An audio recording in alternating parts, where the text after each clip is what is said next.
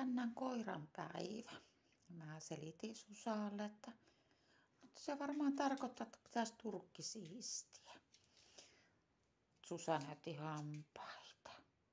Yhden roskan tati sai pois. Ei se onna tuosta vaan.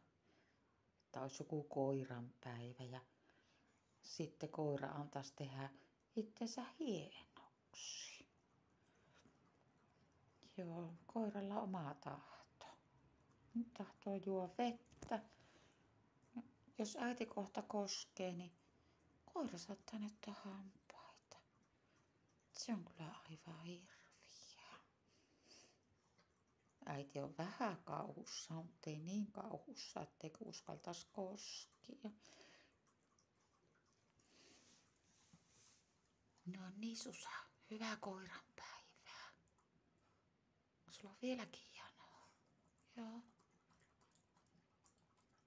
No niin, okei. Hyvää koiran päivää.